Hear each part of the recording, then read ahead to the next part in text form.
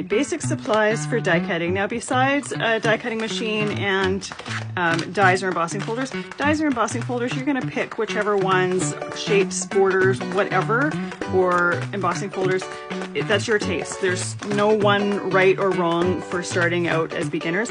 I would start with some nesting dies if you like to do card making and stuff like that, but whatever shapes you want, circles, ovals, rectangles, it's your choice.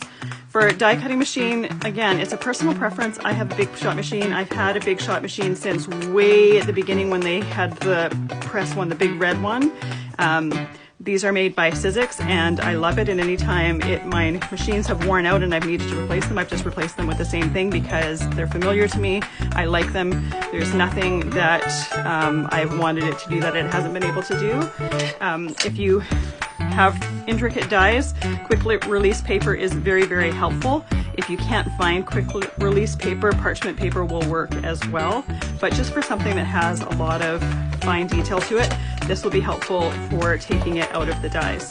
The other thing that is helpful to take them out of the dies is the Spellbinder's tool in one. It's got a brush on one end, a spatula, and you can take this off, and there's a die pick end as well that you can put in. I tend to just use my actual die pick, and this just helps to poke dies out of the little holes in the dies, especially if you have ones that get stuck in there. I should have taken the die out to show you what I'm talking about.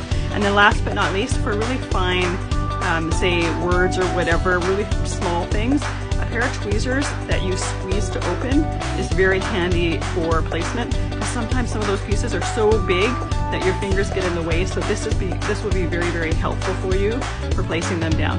The other thing too is if you happen to have glue, and put some in some really fine squeeze bottle. This is Glossy Accents. You can use it as glue, but it's not really, I'm more showing you the bottle than what's in it.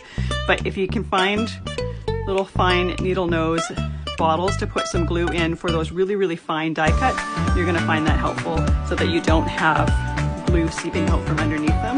But those are some basic supplies for die cutting besides your dies that you're going to choose, and like I said, that's going to be personal preference. There's no right or wrong ones to choose for that. Hopefully that's helpful.